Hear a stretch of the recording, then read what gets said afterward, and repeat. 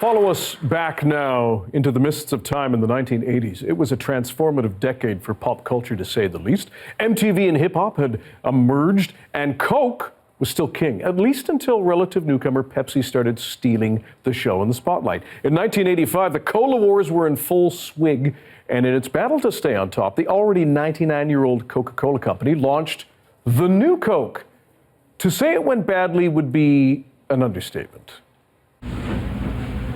The new taste of Coke has been on the shelves for 2 months now. But after 99 years of the old Coke, some say the new stuff just doesn't pass the test. Well, it's good.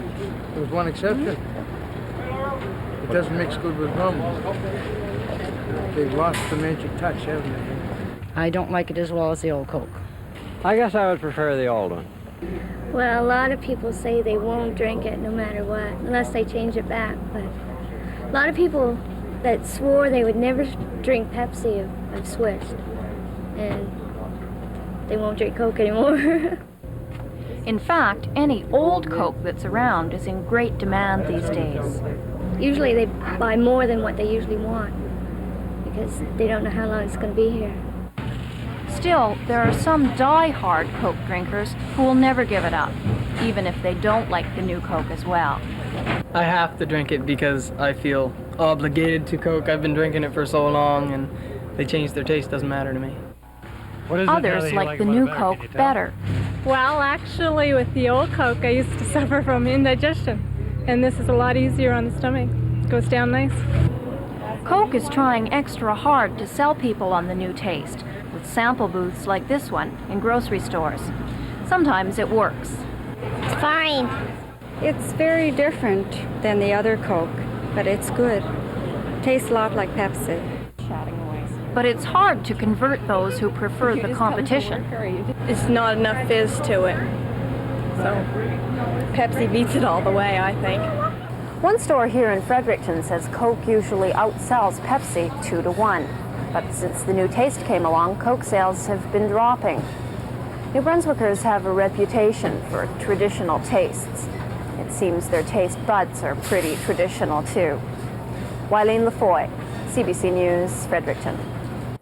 So the new Coke campaign is now widely recognized as a famous example of a marketing disaster. But how did it all go wrong? Well, there is one person who knows a lot about this and shares it with students. Yann Cornil is an associate professor of marketing and behavioral science at UBC, and he uses the new Coke as an example to teach his students. We appreciate you coming in. What really went wrong with new Coke and this rollout, do you think? Well, it's a perfect example of bad marketing.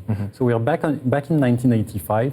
Coca-Cola is still super dominant on the market for carbonated soft drink, but Pepsi is starting to gain some market shares, which is absolutely unacceptable in Atlanta. And they have very aggressive marketing at the time, and they're very good at recruiting younger consumers. And one of the things that they do is to advertise blind taste tests in which supposedly consumers would prefer the taste of Pepsi. And Coca-Cola thinks that the problem of their loss in market share is because of the taste, and that's why they introduced new Coke.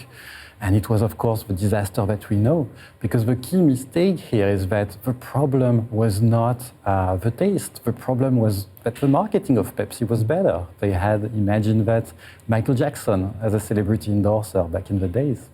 So now that we see it as a marketing lesson, what do people, when you teach students, say, here's what not to do and here's what to do when it comes to how new Coke was handled? Well, the first lesson is to be very, very careful with blind taste tests. The thing is that we don't only taste with our taste buds and the physical properties of the product. We also taste with all our cultural luggage, everything that we know and love about brands through decades, and in the case of Coca-Cola, centuries of marketing that shapes our liking and our sensory perception. And the second lesson is that if you notice a change in the market, a change in taste, like today, a preference for a zero-calorie version or more natural version, don't retire your old product, which is, at the time, Coca-Cola was and still is today, part of the fabric of America. Introduce new products under the same brand. That's what we call a brand extension.